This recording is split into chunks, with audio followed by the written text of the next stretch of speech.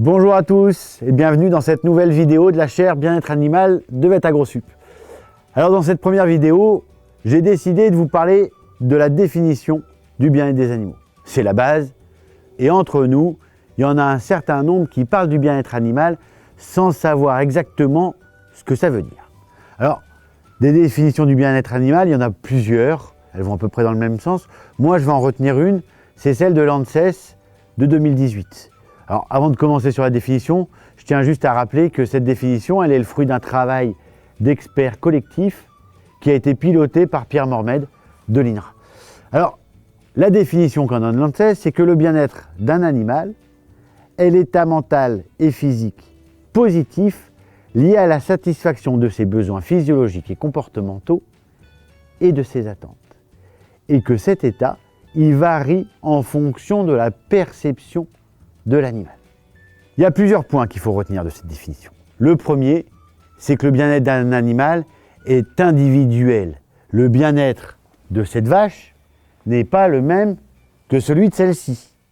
Alors bien sûr, on va évaluer le bien-être d'un groupe, mais le bien-être d'un groupe va dépendre du bien-être de chaque individu. Il faut bien en avoir conscience.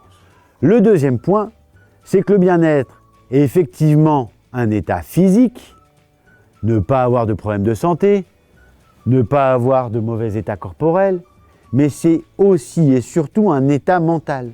Et c'est pour ça que la satisfaction des besoins comportementaux et des attentes des animaux sont extrêmement importantes à prendre en considération. Et ça, on l'oublie trop souvent.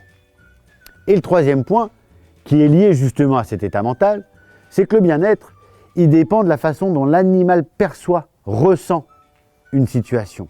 Et chaque animal va ressentir, percevoir la situation différemment.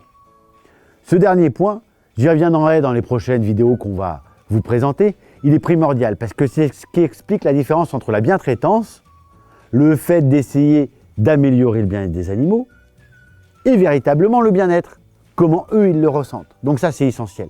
Et puis deuxièmement, cette notion de perception elle est importante parce que quand on évalue le bien-être animal, il faut toujours se placer du point de vue de l'animal. Et donc, quelque part, on y reviendra. Mais moi, si je veux évaluer le bien-être de cette vache, il faut que je me transforme en vache. Je rigole, mais pas tout à fait. La prochaine fois, justement, j'essaierai de vous parler un peu de la différence entre bien-être et bientraitance. Et d'ici là, bonne continuation. À bientôt.